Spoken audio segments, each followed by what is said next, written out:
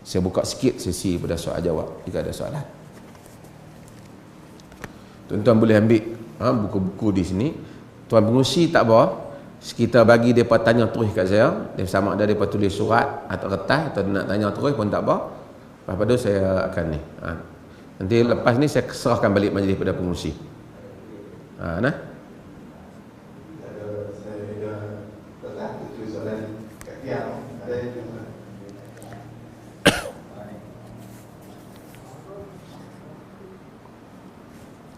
Sila, ada orang tanya? Assalamualaikum. Tak apa, pengurusi duduk dulu. Saya kendalikan. Okey. Sila. Salam ya. Tuan pengurusi, mari salam. Nah, kita bagi terus. Nanti depa tak selesa kita baca soalan apa. Okey. Jadi saya tadi terdengar di keluarga Simpang Dewi itu sudah kata membudayakan perpaduan, merapikan kelainan. Ya.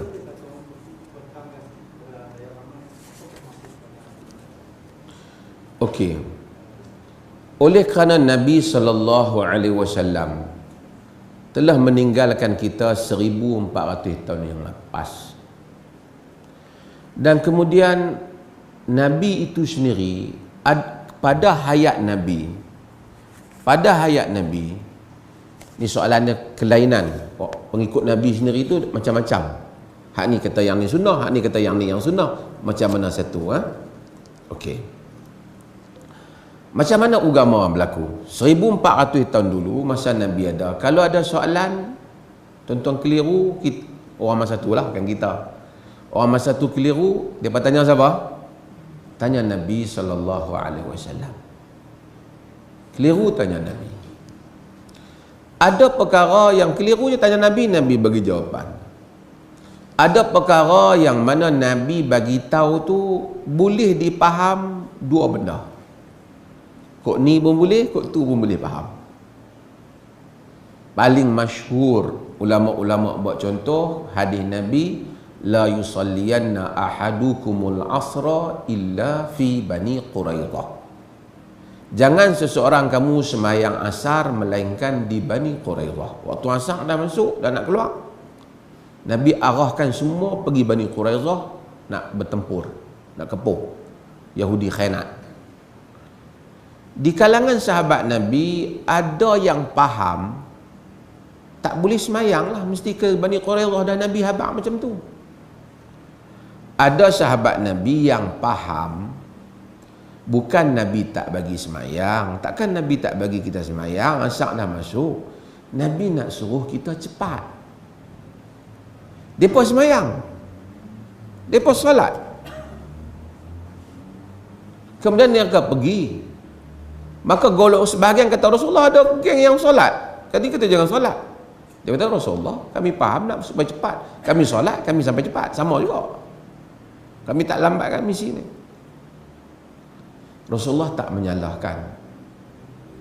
Itu memberikan isyarat bahawasanya ada perkara yang Nabi cakap yang boleh untuk kita faham dua cara. Faham sebelah pih pun boleh, faham maksud sebalik pun, tujuan dia panggil maqasid, tujuan dia pun boleh. Okey. Pada zaman Nabi, tuan-tuan boleh ikuti saya ni? Boleh tak? Bila Nabi nak dakwah kepada orang Yaman, orang yang jauh, Nabi tak pergi sendiri, Nabi hantar wakil. Nabi hantar. Nabi bagi tahu mereka, sahabat-sahabat yang dekat ni, Nabi hantar Muaz, Nabi hantar macam-macam orang. Nabi kata, basyiru wala tunaffiru, yassiru wala tu'assiru. Bagi khabar gembira, jangan bagi orang lari, mudahkan, jangan bagi payah. Dia pun mimpi, bila sampai sana mesti orang sana nak tanya banyak tentang Islam. Kalau depa tak tahu, depa tanya hak depa tahu, depa jawab Nabi kata macam ni, Nabi kata macam ni. Kalau dia orang tanya mereka benda yang mereka tak tahu, depa nak buat macam mana? Kalau zaman lah tak apa. Hang tunggu sekejap. Aku nanti call Nabi ingat macam mana. Betul tak? Zaman dulu tak ada. Walaupun hadis itu, hadis Muaz itu dianggap dhaif oleh sebahagian para ruwat. Ya Muaz, bima tahkum? Wahai Muaz, dengan apa kau berhukum? Dia kata, bi kitabillah, fa illam tajid, bi sunnati rasulillah, fa illam tajid, ajtahidu bi ra'yi wala adu. Hadis ini didhaifkan oleh Al-Bukhari dan seumpamanya. Tapi diterima oleh sebahagian kerana ashabul Muaz dianggap semuanya siqah. Ini panjang tentang ilmu hadis. Cuma kau nak hukum apa? Kitab Allah tak ada, sunnah Rasulullah. Kalau tak ada, aku ijtihad. Ijtihad. Maksudnya aku buat kesimpulan. Nabi tak pernah kata tak boleh, boleh ya. Tapi kemungkinan dia kata boleh, Nabi di Madinah tu tak boleh, baru turun kata tak boleh. Tapi tak apa, sebab tu ijtihad dia. Kerana dia dah dihantar dengan kadar tu je lah ilmu dia. Besok bila dia rujuk pada Nabi, Nabi rujuk pada sahabat yang tahu, mereka akan bagi maklumat yang lain. Okey. Itu masa Nabi ada. Maksudnya masa Nabi ada pun dah ada perbezaan. Faham tak? Bila Nabi tak ada, wafat, orang nak tanya siapa? Tanya siapa? Nak tanya siapa? Tanya sahabat Nabi. Sahabat Nabi ni bukan semua benda yang Nabi cakap setiap orang tu dengar. Saya buat contoh mudah. Ni tuan-tuan dengar ni, yang mana faham dia faham, yang saya kena cakap ni bagi level semua. Hak duduk di luar pun, hak dengar pun faham juga. Ada benda yang Nabi bagi tahu, sahabat yang dekat pun tak tahu. Seperti Abu Bakar, ada benda yang dia tak tahu. Contohnya, harta pusaka nak bagi kat nenek berapa? Abu Bakar tak tahu. Dia tanya, sahabat tak tahu. Muhammad bin Maslamah, dia kata dia dengar Rasulullah bagi 1/6 sudus. Akhirnya semua setuju. Sebab apa? Masa Nabi cakap benda tu, Abu Bakar tak dengar. Tuan-tuan faham maksud saya? Okey. Saya buat contoh lain lagi. Hadis tayamum. Macam mana kita tayamum? Tepuk muka kan, semua kan? Tepuk muka, tepuk tangan. Umar bin Khattab, dia faham dulu kalau dia orang tu berjunub dengan badan-badan sekali. Kemudian dia berbeza. Dia salahkan Ammar. Ammar tak, kau tak ingat Nabi beritahu dulu. Ammar bin Yasir.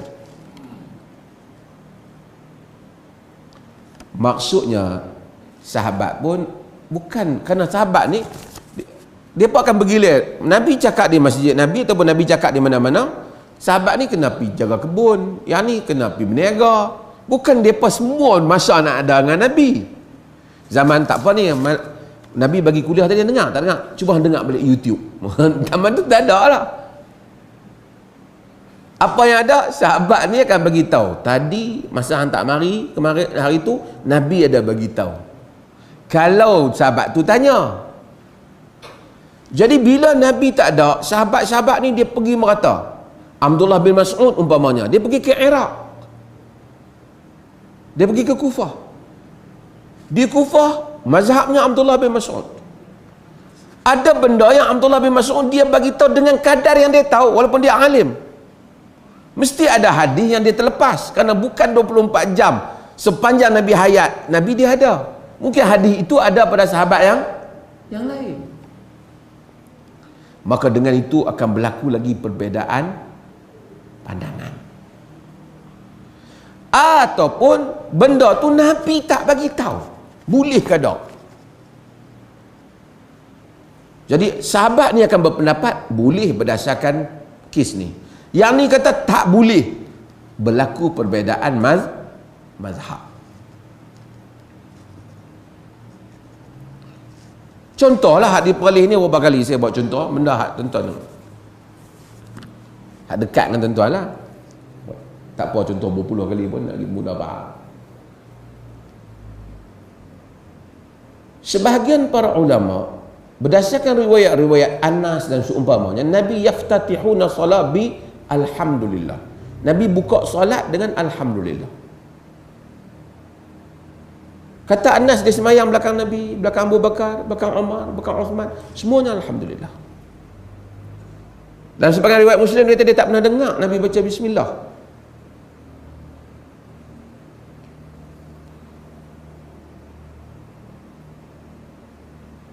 Ada riwayat yang dia macam, yang riwayat yang menyebut Humaid At-Tawil, walaupun dia berbeza, dia sebut tentang, dia kata ada bismillah, tapi dia berbeza dengan rawi yang lain. Tapi diandaikan oleh kerana bismillah tu bahagian daripada Fatihah, kenalah baca kuat. Maka ada mazhab kata baca kuat. Mazhab Hanafi baca perlahan. Mazhab Malik tak baca langsung dalam sembahyang Fatihah, bismillah. Kalau baca jadi makruh. Mazhab Syafi'i wajib baca kuat. Maksudnya wajib baca, dan dalam solat dibaca kuat lah. Di solat dibaca kuat. Mazhab Hanbali wajib baca tapi perlahan. Jangan di Anas. Ada berbeza. Bukan berbeza baca kuat dengan perlahan saja. Ada mazhab tak baca langsung. Habis itu perlih pasal apa? Tak meraihkan. Kita raihkan. Pemerintah buat keputusan, kita tarjih pendapat di perlih ni sejak dululah, sebelum saya main jadi mufti lagi pun. Hak tarjih pendapatnya baca perlahan. Tapi kita tak pernah kata siapa yang baca kuat bid'ah, tak kata. Cuma kita pilih pendapat tu. Hak baca kuat itu pendapat dalam mazhab Syafi'i, okey.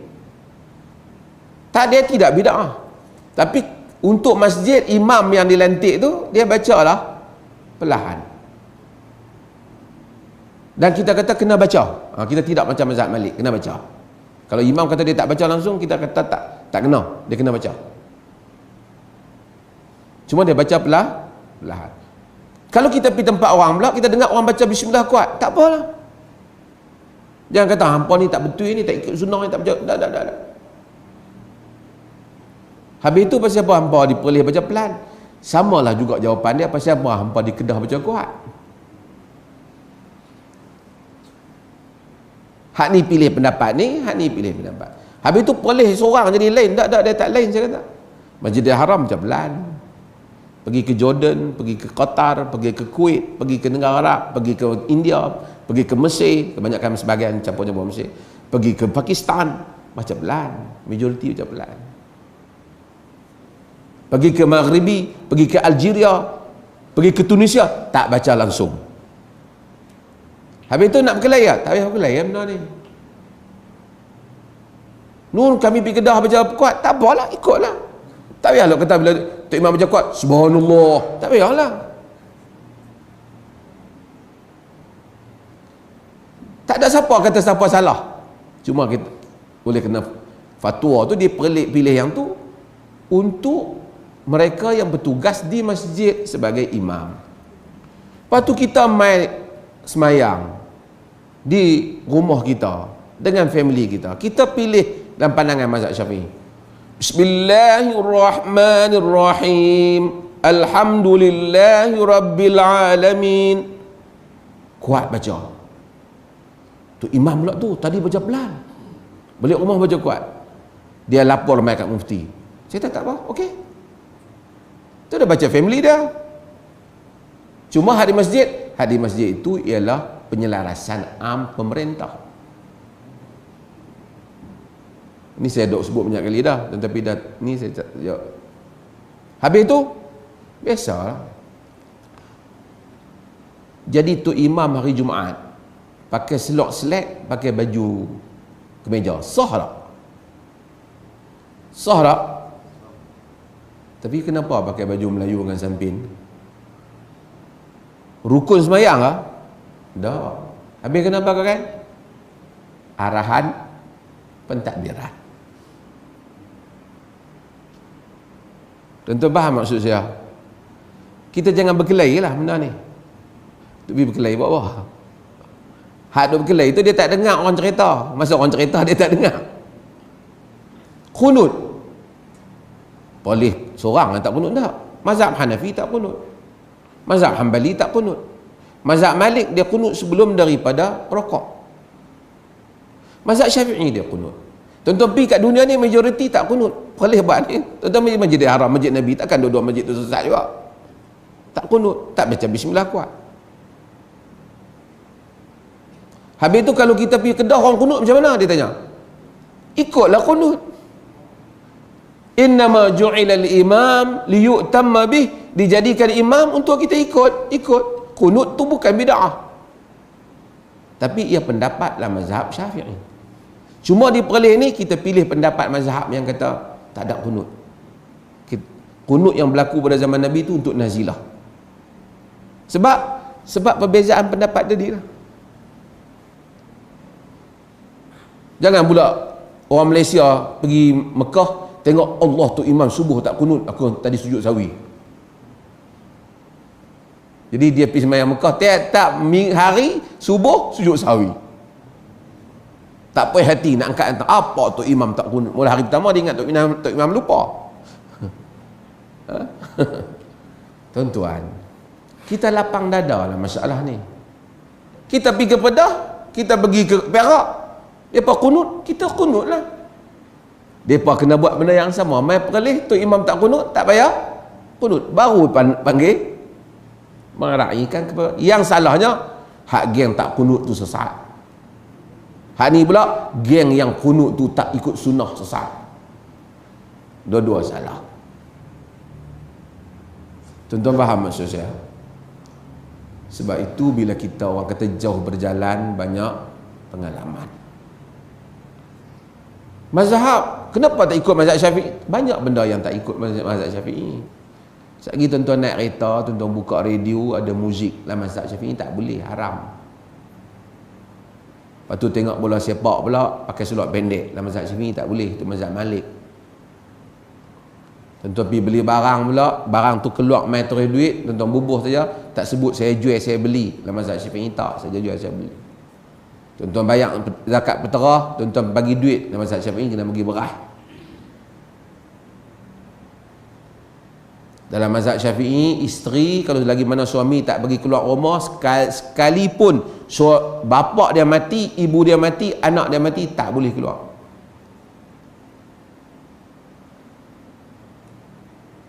Hak mana tuan-tuan doa amal tu pun tak mazhab dah. Bukan kata mazhab Syafi'i tak bagus. Bagus mazhab Syafi'i. Imam besar, mulia. Tapi kita keluasan. Di Perlis ni, tuan-tuan semua tahu. Tuan-tuan Tokeh Warung Manis lebih kaya lagi daripada Tokeh Bendang. Bendang berapa setahun dapat berapa Bendang? Semusim berapa lah kan? Warung Manis sekali boleh 7-80 ribu. Dalam mazhab Syafi'i hanya qutul balad, hanya makanan asasi negeri, iaitu beras, gandum, wajib zakat. Dan mazhab Hanafi tak, apa saja yang terbit daripada bumi cukup syarat haul, cukup nisab dia, bayar zakat. Macam di Perlis fatwa dia Tokeh Harum Manis wajib bawa bayar zakat. Kaya dia apa? Mazhab apa tu? Mazhab Hanafi. Kalau orang kata Perlis ni tak ada ikut mazhab, tak betul. Semua hak fatwa tu ada mazhab. Ada mazhab dia. Cuma mungkin tak sama dengan mazhab Syafi'i kadang-kadang. Yang tu je, bukan tak ada mazhab. Ada mazhab dia. Kawan nak duk sembang kadang-kadang kemas dah, mutak ikut, tak ada mazhab dia. Dia pun baru mengaji setengah mazhab baru. Sebab itu yang penting man shalla salatana wastaqbala qiblatana wa akala dhabihatana fahuwa muslim falahu ma lana wa alaihi ma alaina. Siapa yang semayang macam kita, menghadap kiblat yang sama, makan sembelihan orang Islam, dia Muslim. Macam mana kita dapat, macam mana kita kena, sama. Faham tak maksud saya? Maksud semua kita ni Muslim. Beza pendapat, tak ada masalah. Tuan-tuan balik rumah, tuan-tuan nak kunut panjang subuh, tak apa. Di masjid pun, katalah satu orang tu dia mai daripada tempat lain, mai singgah mayang di masjid kita. Dia mai daripada, dia jadi imam kepada kawan-kawan dia hak mai lambat ni. Bukan sengaja mai lambat, salah. Dia mai lambat. Dia pun bismillahirrahmanirrahim. Tak payahlah kita lepas mayang, kita tunggu dia lepas mayang, salam ni. Hang lain kali mai masjid kami, jadi tu imam dah mai belakang ni, jangan duduk bismillah kuat, tahu tak? Tak payah kata kat dia. Itu dia punya. Yang kita bagi panduan ni kepada imam rasmi yang kita nanti. Tuan-tuan faham maksud kita?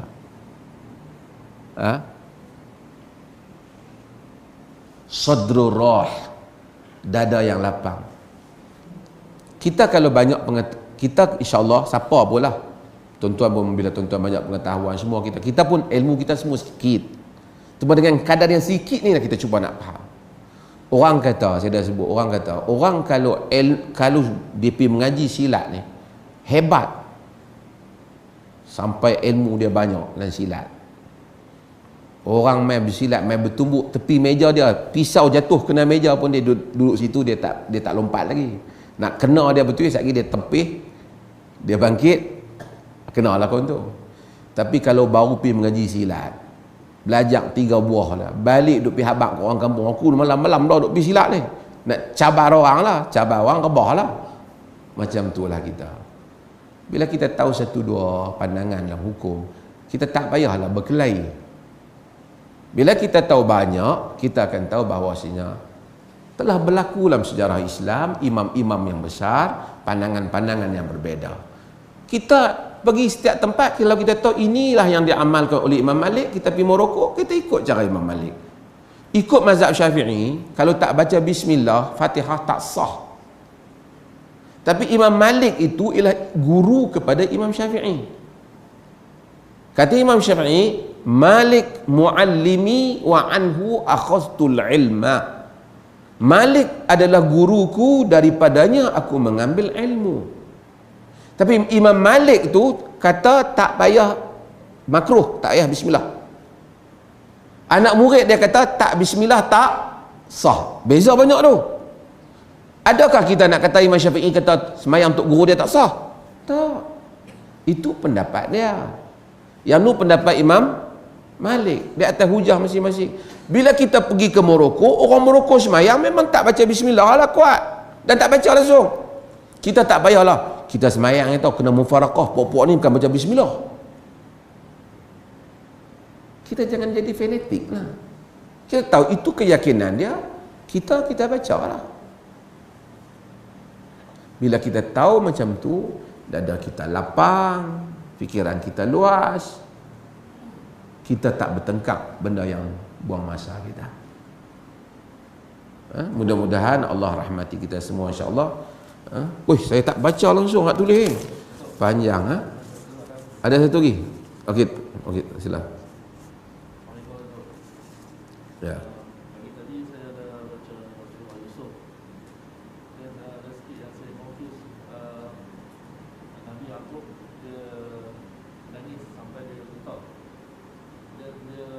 Dan ayat yang seterusnya tu, ayat yang 87 tu, dia kisah ke anak-anak dia mengintip Benyamin dengan Yusuf. Tapi dia kata janganlah kamu berputus asa dengan rahmat Allah. Dan kaitannya Nabi Muhammad SAW pernah menangis juga anak dia meninggal. Jadi yang Nabi Yaqub tadi tu, dia menangis sampai getar, tapi dia besar ke anak dia, jangan kamu putus asa dengan rahmat Allah. Nabi Yaqub. Okey. Yang pertama ialah agama ni dia accept. Allah Ta'ala ciptakan kita dan dia memberikan kepada kita ni perasaan. Bukan kata orang bila mengaji agama, hatta Nabi hilang perasaan manusia tu. Nabi dia sedih, dia suka, dia gembira, dia bimbang, macam manusia. Kerana Nabi tu manusia, bukan macam manusia, dia manusia. Macamlah kita juga, sebab tu kita ada doa, Allahumma inni a'udzubika minal hammi wal hazan. Minta jauh daripada duka cita hak nak mai yang telah berlaku. Allah tahu bahawa kita ni ada benda tu kat kita. Bila berlaku suatu benda, kita akan sedih. Allah tak marah kita sedih. Hatta Nabi Adam telah buat salah, Allah tak marah berterusan dia buat salah. Allah mahu dia taubat. Allah mahu dia taubat. Nabi SAW, bila anak dia Ibrahim meninggal, Nabi sedih. Sahabat kata, "Ata anta ya Rasulullah, kau menangis ke?" Nabi tanya rahmah, "Innal aina la tadma wa qalb la yahzan wa la naqul illa ma yurdi rabbana." Sesungguhnya mata menangis, jantung hati akan berduka cita, tapi mulut tak akan menyebut melainkan apa yang Allah redha saja.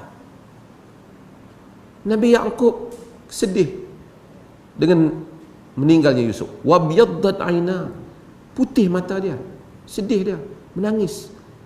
Sehingga akhirnya kita tahu Nabi Yusuf berhantar baju dia, fa basuru kemudian celik juga Nabi Yaqub. Ini semua kerana manusia. Nabi SAW bila teringat pada Khadijah, padahal Khadijah dah wafat dan dia dah masuk syurga, buat apa? Tapi ingatlah, apa-apa Nabi sembelih bagi kat Khadijah. Bila orang kata kat Khadijah, Nabi sedih. Ruziqtu hubbuha, aku dikurniakan cintanya. Dan Nabi pernah duduk mengenangkan, sebut, mengadu tentang nasib baginda. Semua hal ini berlaku kerana insan, hatta Nabi Yaqub. Jadi kesemua benda ni Allah tak marah kita sedih anak kita meninggal.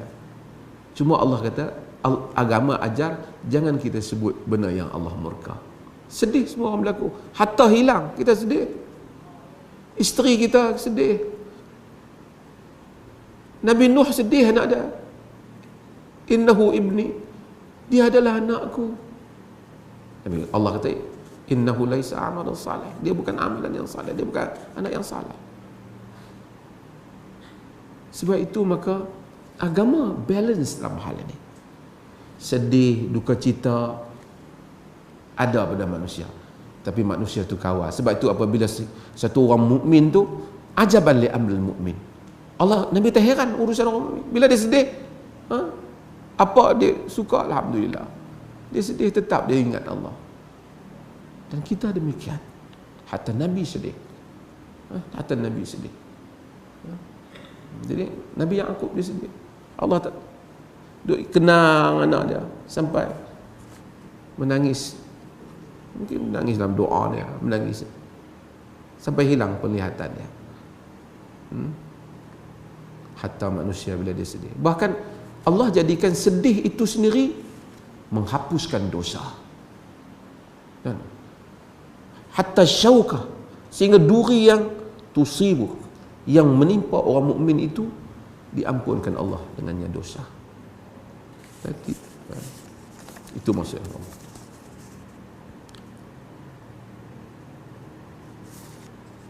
Panjang soalan-soalan ni. Bolehkah bahaskan perang sesama Islam di Khalifah Ali dan peperangan Muawiyah? Ni banyak kena dengar kuliah saya Masjid Alwi. Pergi panjang pukul 9 lah. Tuan-tuan pergi ke YouTube, ada perang Siffin, perang Jamal. Tulis nama saya ada bahas benda ni. Pergi ke web Mufti, Jabatan Mufti, laman web sesawang Jabatan Mufti, ada siri saya cerita tentang peperangan yang membabitkan Aisyah dengan Ali dan Muawiyah. Saya tulis balik dan riwayat-riwayat yang lebih sahih daripada riwayat-riwayat yang dimasuki oleh unsur Syiah yang memburukkan sahabat. Sebenarnya semua sahabat dalam kes itu mereka berijtihad, dan kalau kita ingat cerita yang betul, kita akan simpati kepada semua. Mereka bukan zaman tu mereka tak berniat pun nak memusuhi antara satu sama lain. Telah berlaku kekeliruan. Wallahu ta'ala a'lam. Ada makan kan ni tuan-tuan? Ada masjid ada makan? Semua ada makan? Lepas buat balik. Terima kasih banyak. InsyaAllah nanti kita, saya pun tak mau panjang sangat di zaman ni. Terima kasih banyak pada sudi mendengar. InsyaAllah kita jumpa lagi lain kali. Ada siapa-siapa yang asal tak lepas lagi, dia boleh pergi tanya di Masjid Alwi ke. Ataupun dia main jabat mufti, dia boleh main berjumpa dengan saya.